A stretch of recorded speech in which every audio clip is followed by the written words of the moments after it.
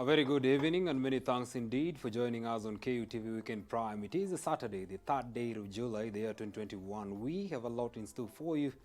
Matters happening in the country and of course beyond our borders. Senior Sergeant Anthony Kamuti was among the 11 soldiers who perished in the airplane crash last week have finally been laid to rest.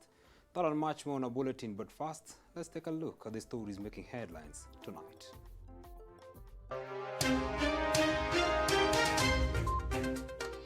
Senior Sergeant Anthony Kamuti laid to rest at his home in Kitui.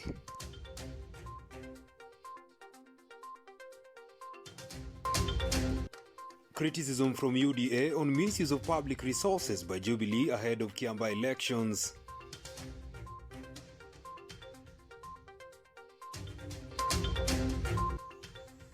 Locals call on the government to beef up security as insecurity surges in ISIOLO.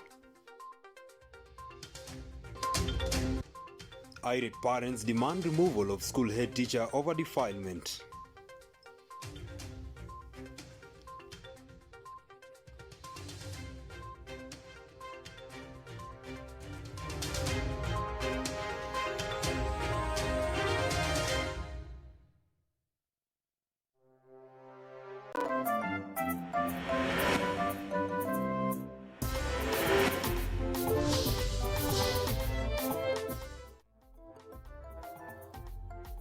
Welcome to the broadcast. My name is Omondi Otieno and our sign language interpreter tonight is Winfred Mudhoni. Praises were abound as Senior Sergeant Anthony Kamuti, who was among the 11 Air Force soldiers who perished in the last Thursday's chopper crash, was laid to rest in his home in Mosa, Kitui South. Kamuti was eulogized as a brave soldier and reliable engineer.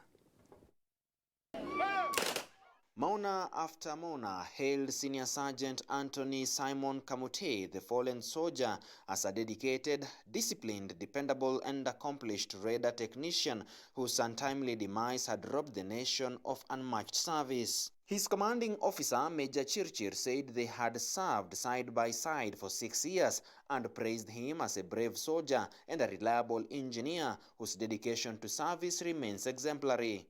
Madam, you have lost. But we have also lost. You are part of our family. Sisi tuko na wewe hapa kwa hapa. Nasemanga na wale vijana wengine bamba to bamba. Tuko na wewe. Usikuwe na shida yoyote. In case kama kuna kitu nakusumbua, kindly walk into our office. Na kama kitu tunataka kusaidia, we will sort it out. His widow, Margaret Mwende, eulogized him as an amazing husband and father to their 2 sons and a daughter. Former Kitui Governor Julius Malombe termed the accident tragic, noting that it had robbed Kitui and the entire country a gallant army man. I can't forget the names you called me. Muka Monene, Inya boys. I will complete the projects you left behind to make sure that your beloved kids meet their dreams. You always prepared me that one day you will be no more. You truly loved me, and I will grow the values that you stood for in this family. Alikuwa one of the most well-trained officers. Lakini tunasema Mungu ndiye anapanga yote, na kwa sababu walikuwa na hiyo ajali ya ndege na akatuacha, sisi tumekubali na tutaendelea kuombea familia. The Kenya Air Force helicopter, which crashed and burst into flames at Ole Tepesi in Kajiado County in the morning of June 24th, reportedly had 23 airmen on board. The survivors are recuperating at the Kenya Defence Forces Memorial Hospital in Bagathi, Nairobi, as the cause of the fatal air crash remains unknown. May the souls of the fallen soldiers rest in eternal peace. And now moving on. Strong criticism has been leveled against the government for allegedly using public resources and its officials to campaign for the Jubilee candidate in Kiamba parliamentary by-election. A section of UDA leaders have aired the fears of an unfair playing ground in the parliamentary race scheduled for the 17th of July. The Kiambu by-election slated for the 17th of July are viewed as a litmus test on the president and his deputy's political muscle of a Kiambu constituency and perhaps a sample of Kiambu County. And as the course for the run is still being laid, claims have been submitted by Jubilee leaders allied with the Tanga movement concerning improper use of public resources and officials to woo voters by the ruling party. I think it is very, very, very unfortunate that people are using the conditions of those very vulnerable young people in order to make a political mileage or even to popularize their party. But the question is, what exactly are they going to do for the youth on the 17th or 18th after the elections? What we are telling them is that the warmth that they have gotten being in government can be increased by us working together. I'd like to ask the county government and the national government to please put the people in Kazi Mtaani as priority to access those polytechnics, even if they cannot afford them. These are our people. They're the same people who will come back and help the economy of Kiambu. Kiambu Governor James Nyoro, while attending a campaign exercise, admitted to the misuse in play by some leaders, however distancing the Kazi kwa Vijana program from being a tool to victimize the vulnerable youth. Mtaani was started because of COVID, because of the lockdown. And the lockdown, now we are told that instead of lockdown, the fourth wave is coming. So we cannot say that we have gone through youth, and people are spreading rumors and propaganda that they will not be employed. It is not true. We have come to the end of the year. For us, we are seeing even some additional jobs coming into the new year. Muranga Senator Irungu Kangata, while laying the yellow UDA tag to new members, claimed that the party was ready for the run and the win in the Kiambaa parliamentary run. Bila shaka wale wanaania hichi kiti tunawaalika waingie. Opinion poll saizi ishatoka. Ninasema ya kwamba UDA iko kifua mbele. Tafadhalini kujeni tuweze kuensure chama yetu imeshinda ili tuweze kutengeneza Kenya moja. Karanja Karuri Njama, who succeeded in the Jubilee interview after the party sidelined the nomination option, is on a face-off with John Njuguna Wanjiku of UDA in the by-elections that seek to fill the vacuum left by former Kiambaa MP, the late Paul Koinange. Emmanuel Kutosi, KUTV. And away from politics, religious leaders and elders in ISIOLO County have called on the government through the Ministry of Internal Security at rearming the police reservists whose guns were withdrawn 2 years ago.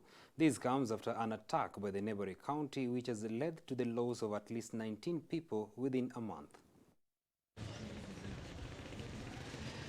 With at least 19 people dead within a month in ISIOLO County, religious leaders and elders have called upon the government through the Ministry of Interior to consider rearming National Police reservists whose guns were withdrawn 2 years ago. In the most recent attacks by armed bandits believed to be from Samburu East in Ariemet and Bochidera villages on Thursday, 4 people were killed while 2 were nursing gunshot wounds at the ISIOLO County Referral Hospital.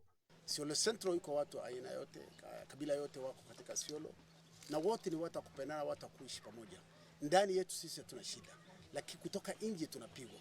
Na kupigwa kutoka nje inaonekana kama hawa wale ambao wanapiga sisi kutoka nje, moja ni mpaka, sababu mpaka wanataka kuencroach kwa sababu eneo zote kama Wajia Gariza wameweka wilaya yao, location yao, ward yao kwa mipaka yetu ili wa encroach ardhi yetu. Na hii ndio ambayo imesababisha jambo mingi sana. Na wanatumia silaha mbalimbali, silaha kubwa kubwa wanatumia kwetu. Sisi ni raia. Hakuna wakati watu wa ISIOLO wameenda kupiga watu.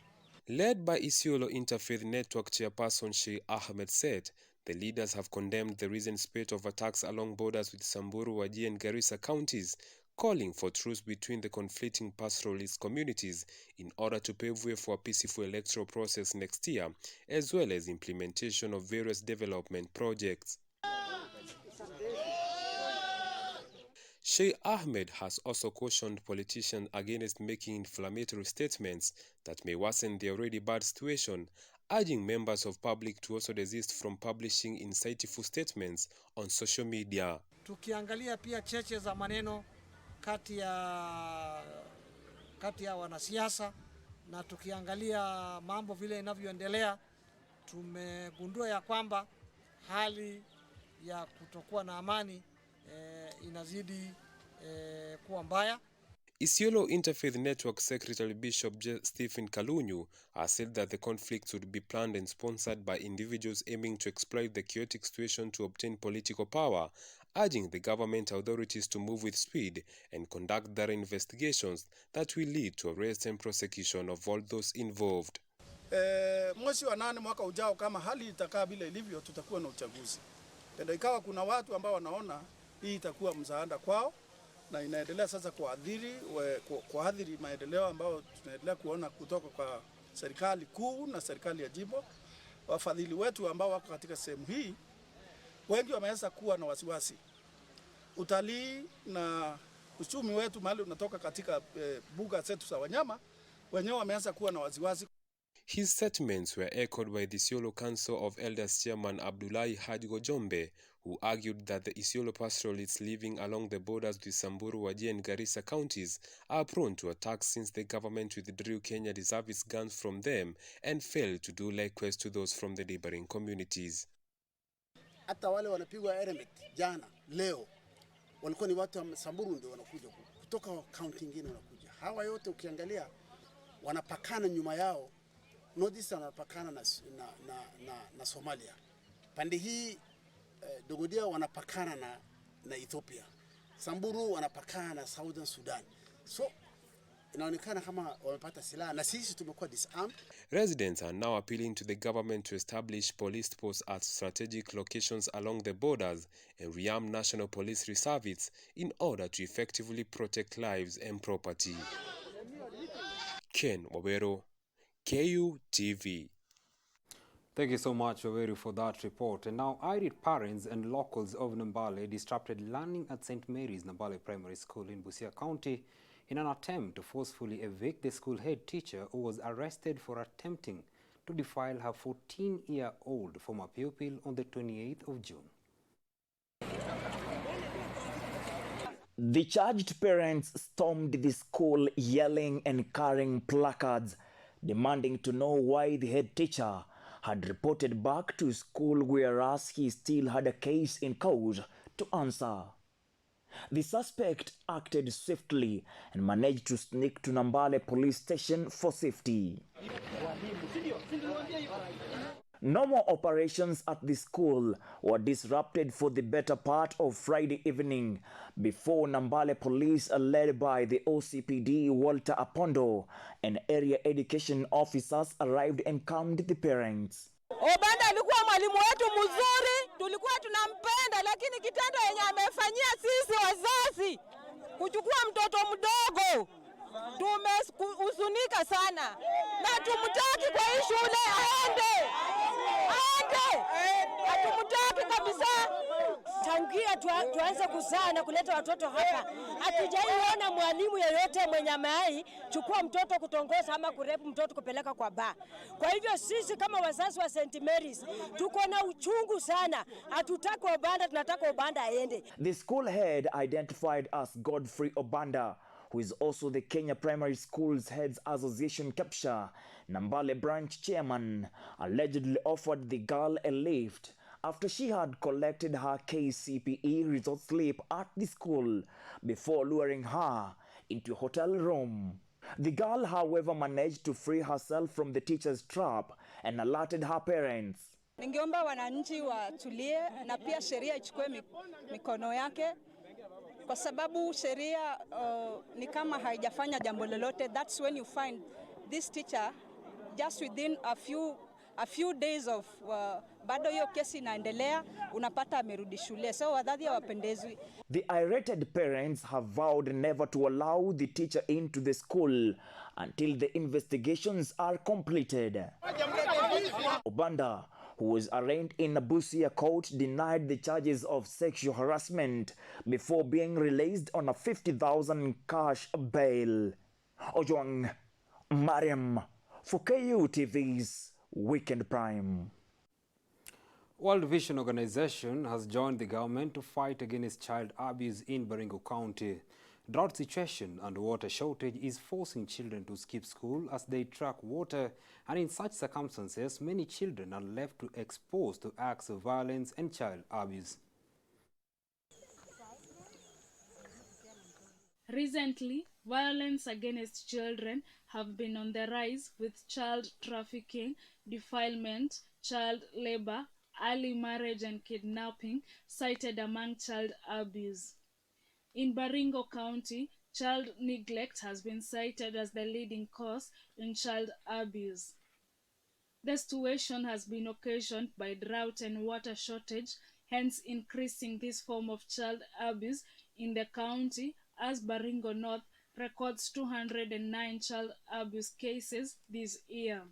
The World Vision Organization has now joined with the government so as to address issue of violence to children and fight against it by providing water in schools.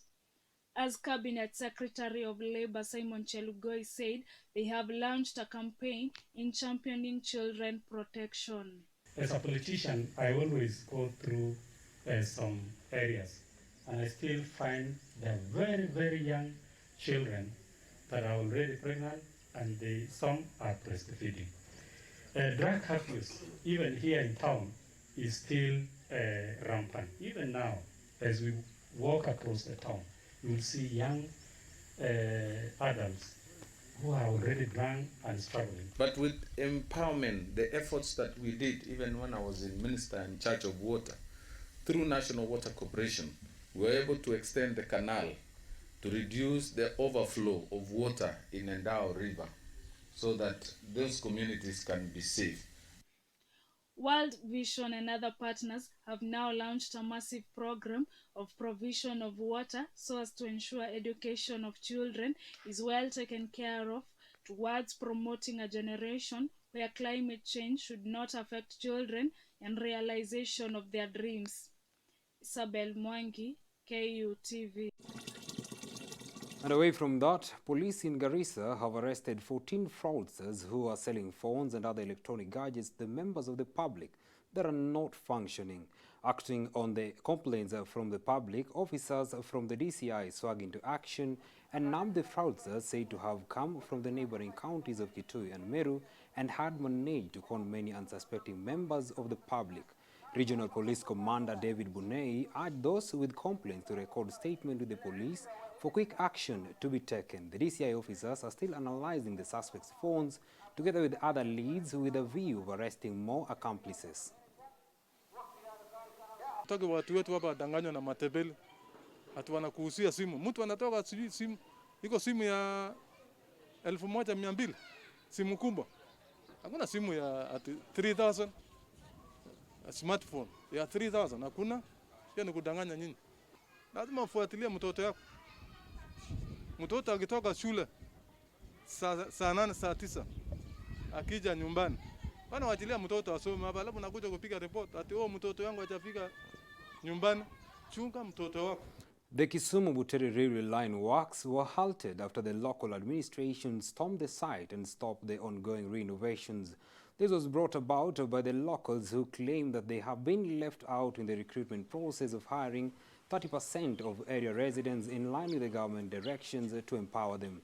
The area member of Kakamega County Assembly, Willis Opuka, says the project is a good initiative to Butere residents, but insisted that locals should be given first priority in the renovation works.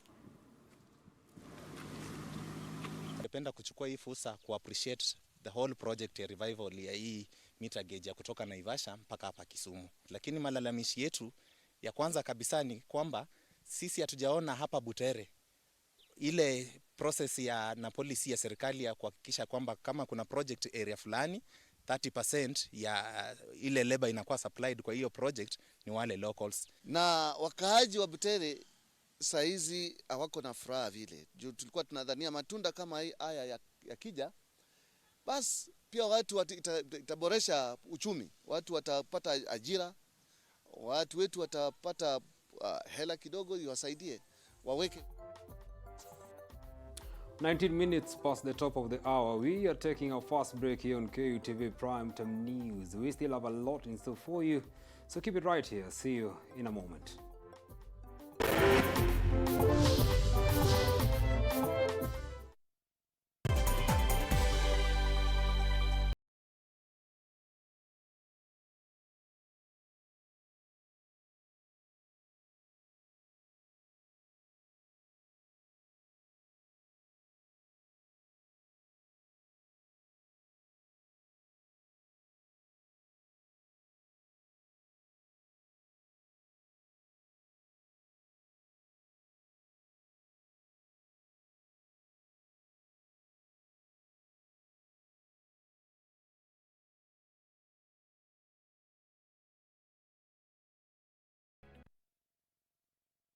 Reggae mtaani na mashinani, it's all about good reggae music. You tune in to KUTV. Everything set, link and connect. You know how we do it. Good vibration, good music alongside. Let's recall some great men.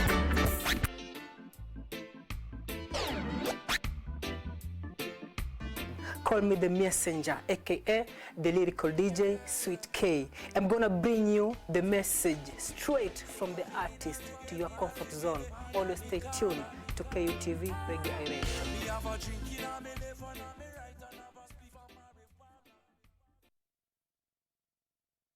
I am an open-minded person. I like learning new skills, new ideas. I plan to work harder and push myself to become better and better every day. And I plan to take every They don't know what they're even looking for. Dimash.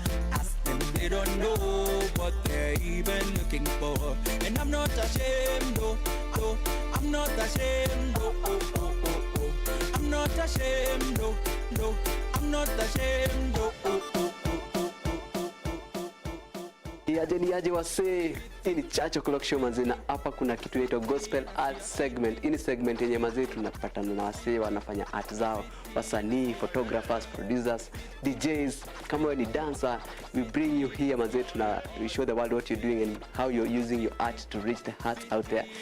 Worship the Lord with gladness and come before Him with joyful songs. That's exactly what we do right here on the Church O'Clock Show. Becky Esther here with my co-host Twinnie Esther Becky. We are not ashamed of the gospel of Jesus Christ, proclaiming Him and making Him known through Bible expositions, topical discussions, and of course your life questions answered right here on the Church O'Clock Show Word segment. Yes, na tuko ndani ya Church O'Clock Show every Sunday, 7 a.m. to 10 a.m. only on KUTV.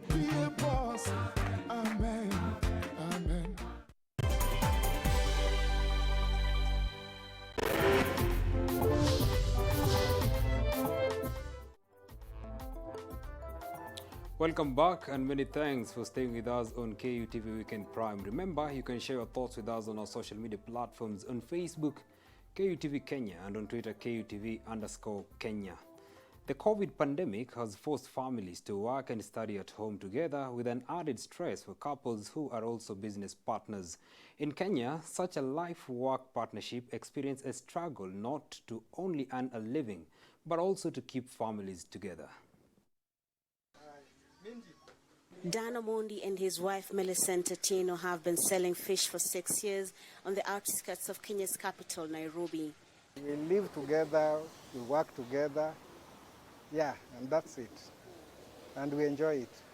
Social distancing during the coronavirus pandemic means they spend even more time together, while the economic squeeze means customers buy less. Omondi says having clearly defined roles and boundaries has helped their business partnership survive the added stress. If we have a disagreement at home, then you bring it here. Even the client will realize there is disagreement between these two. So that we had talked about that, and we said if in case there is an issue at home, we'll finish it at home. In case there is an issue at work, we'll finish it at work. And that's how we operate. But not all life-work partnerships run so smoothly. Susan Keter and her husband Sammy ran a branding business for 3 years until they were forced to close it in 2010, putting a strain on their marriage. It was difficult for all of us. All of us were, I would say we were broken by the fact that we didn't succeed in the business, yet we were all very passionate about what we were doing. Therapist Edna Chawia says a strong relationship is needed for a life partnership to survive a failed business one.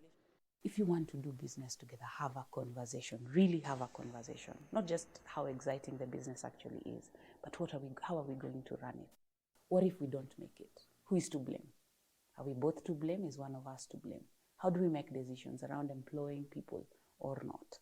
Keter's marriage survived, and while the venture collapsed, it inspired her to start another one, mentoring women and couples in the business sector.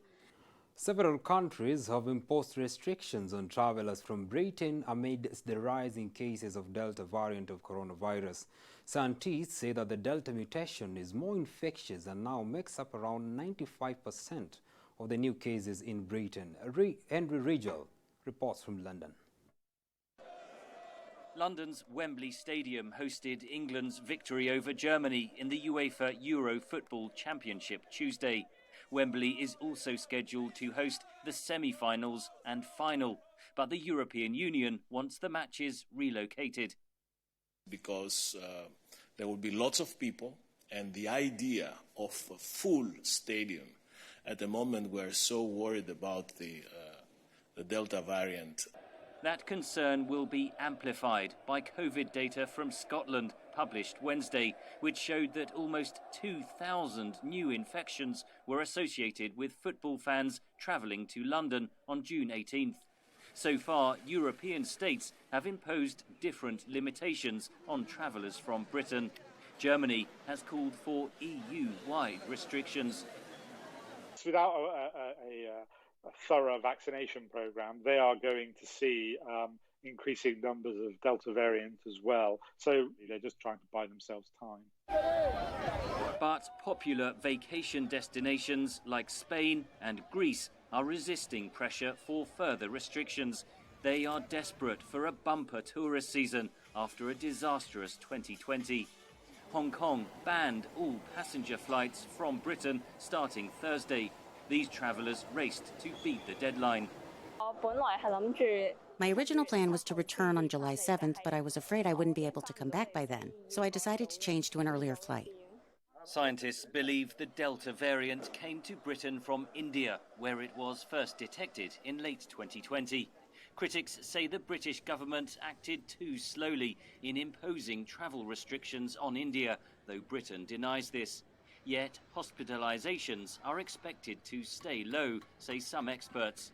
I don't think this time around there's a huge reason for a lot of concern. I think the numbers of hospitalisations will stay low. That's because the coronavirus vaccines appear to be effective against the Delta variant, and almost 2/3 of British adults have received 2 doses. 2 doses seem to provide really quite good protection, but it's not complete. Britain is using millions of doses of the AstraZeneca vaccine, but the drug has not yet been approved in the United States, complicating efforts to open a so-called travel corridor between the two countries. Britain still plans to end all domestic lockdown restrictions on July 19th, but other countries are tightening travel restrictions on Britain, an effort to buy time in the race between the Delta variant and the vaccines.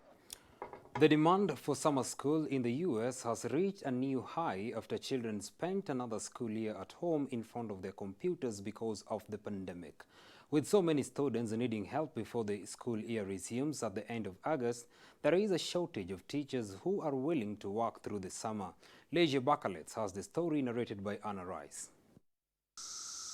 Brian Walsh's son attends elementary school in Arlington, Northern Virginia. His parents decided it would be best for the 8-year-old to have an individual education plan. Which means he receives a range of support services through his school.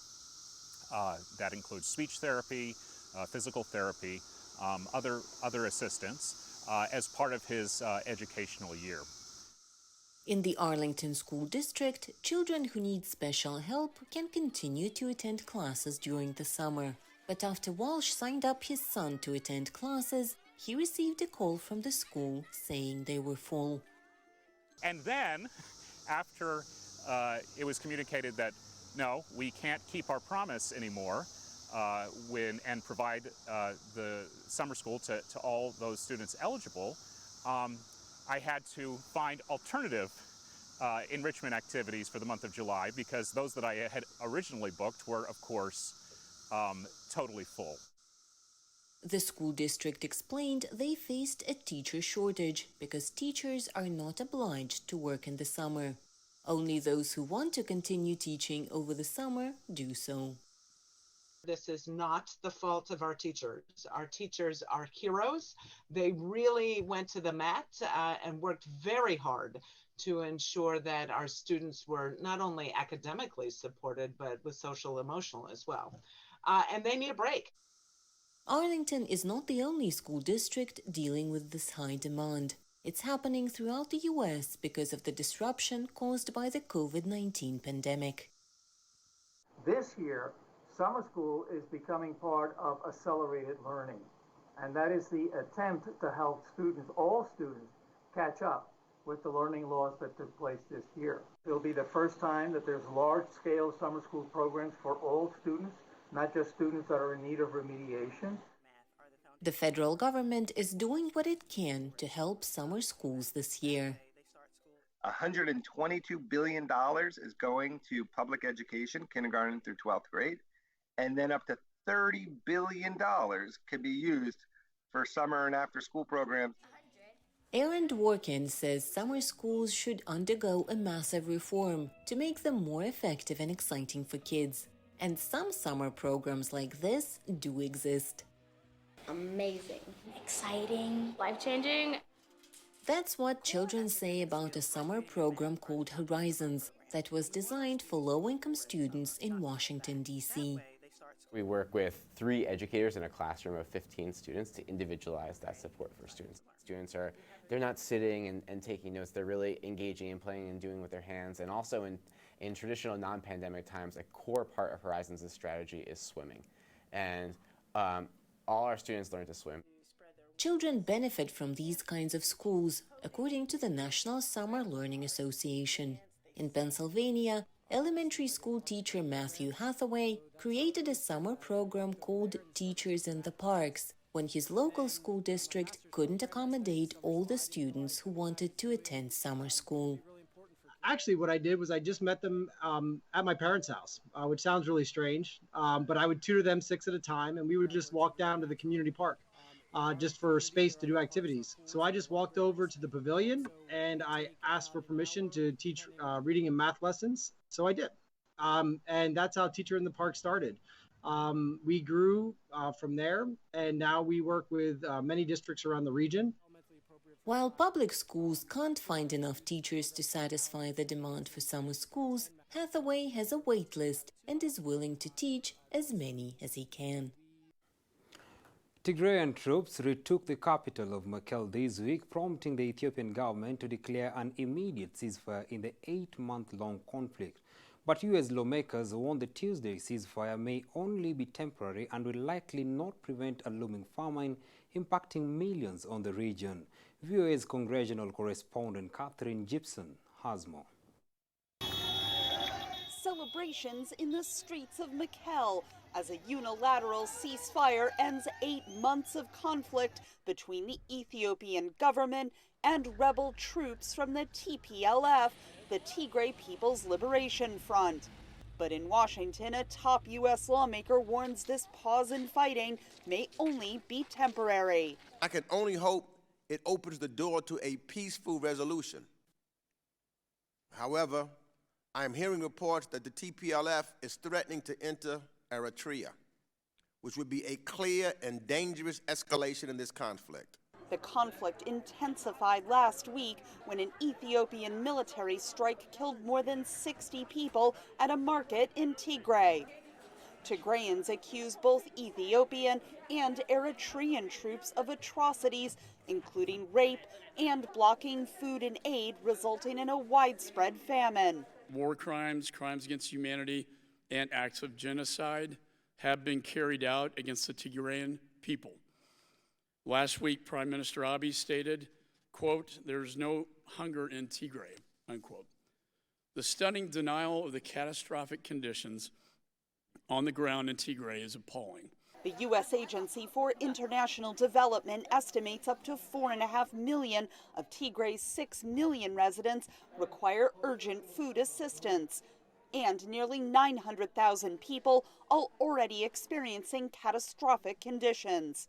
The humanitarian toll of sexual violence is incalculable, one USAID official told lawmakers. Perpetrators have targeted the wives of priests, abused women in front of their families, and used brutal violence against women. As I've said publicly before, the severity of abuse is among the absolute worst I have seen in my nearly 2 decades of humanitarian work.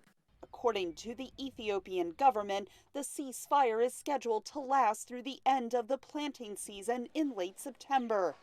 That presents a window of opportunity for the United States and the international community. The first priority is to capitalize on this ceasefire to try to gain access to communities in need, to stave off potential famine for up to 1 million people who are at risk right now. That's the first priority. I think the second priority is then trying to maintain and institutionalize this ceasefire in a way so that we can create the space for a political dialogue.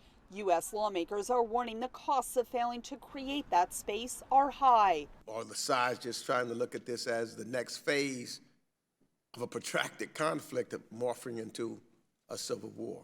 What we need is a permanent ceasefire, which all of the parties are committed to. At the moment, we still do not have a statement from the TPLF or the Eritreans that they're committed to a ceasefire. The U.S. State Department says it is fast-tracking a review of allegations of Ethiopian government atrocities in Tigray to determine if those actions meet the legal definition of war crimes.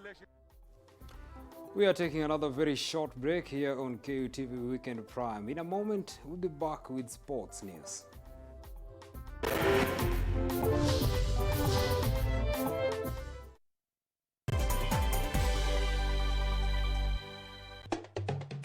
This week, we are doing the local themed cuisine.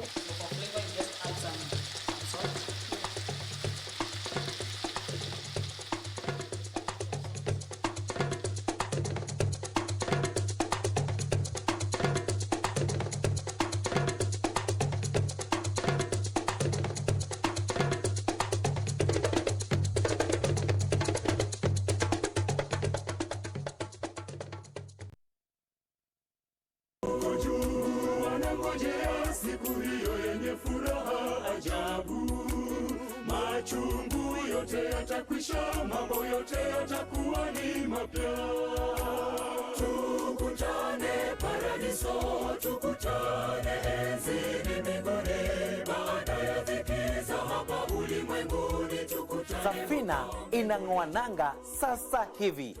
Hivi sasa ni saa 2 Ijumaa usiku badala ya saa 3 kamili juu ya alama, due to public demand. Ungana nami Albanas Mwania, nahodha wa Safina Show, nikutoe ng'ambo ya pili hadi ufuoni.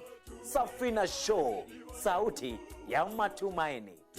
Tamani kufika pale, mji mzuri ajabu wapendeza, hakuna mfano wa mazuri yajayo, jitahidi ufike mbinguni juu. Siku yaja tutasahau yale yote yanayotuhuzunisha, tumeahidiwa na Mungu. Today's increasing population and industrialization have led to a high increase in pressure on natural resources, resulting to environmental degradation and global warming effects. Developing countries like Kenya face 80% of the global climate change effects by the year 2030. Join me here on ArtCheck as we bring you current affairs and in-depth analysis from combating climate change, sustainable development goals, energy technology, biodiversity, industrial growth, waste management and recycling, transport, agriculture, sanitation and health. Join me and Masharia every Wednesday at 8:30 p.m.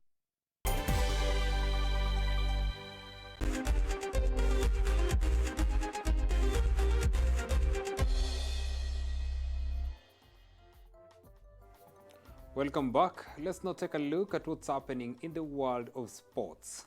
The search for Team Kenya in the World Under-20 Trials has concluded today at Moi Sports Center, Kasarani. It was a competition that saw Kenyan young athletes scramble for tickets to carry the Kenyan flag in the World Under-20 Championship, slated for August 17 to 22nd in the same venue.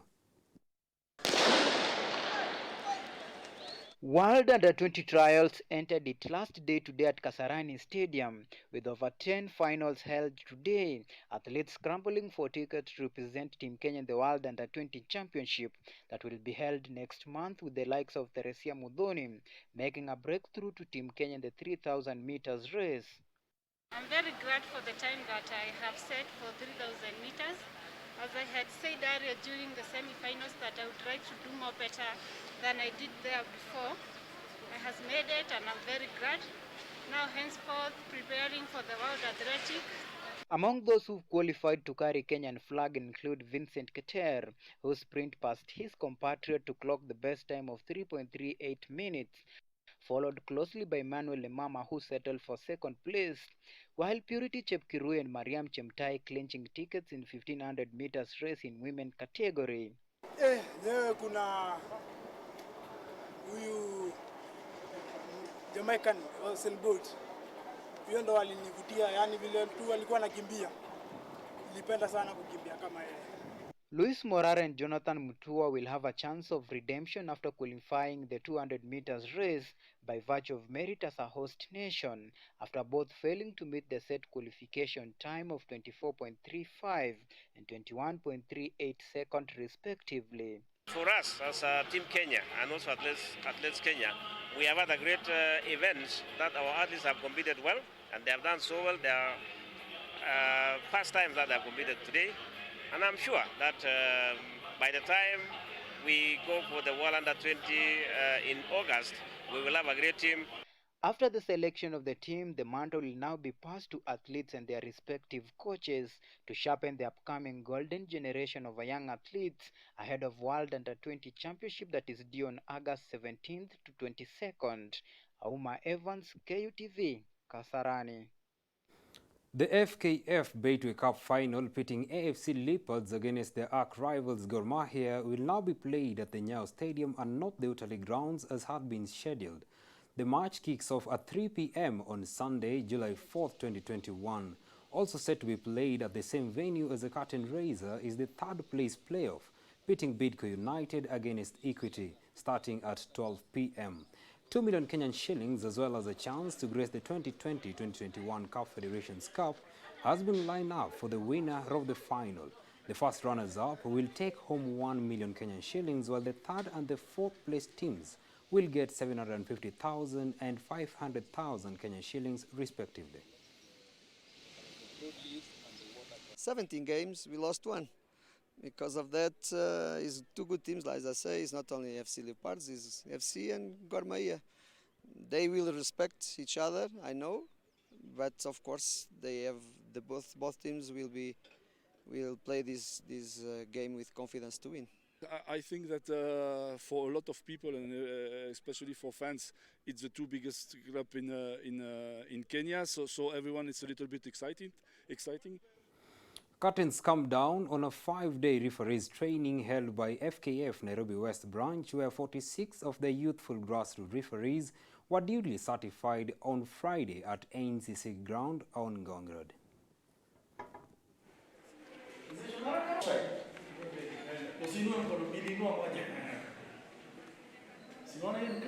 Now, this is an initiative of the national office, FKF national office, to capacity build in this country because, as you understand, football is developing, it's growing, and there is need for more referees. And the only way is to initiate more training. So we're very happy. Today we partnered with the Dennis Olech Foundation. Dennis Olech is our legend, and he comes from Nairobi West, more so in Dagoretti. So when he mentioned to us about his tournament, we also got in and advised him to partner with us, help us capacity build.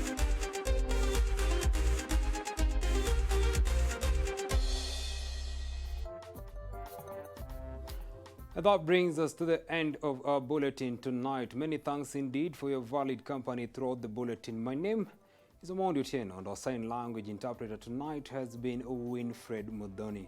And I leave you with this: an inch of time is an inch of gold, but you can't buy an inch of time with an inch of gold. Have a great night. Until next time.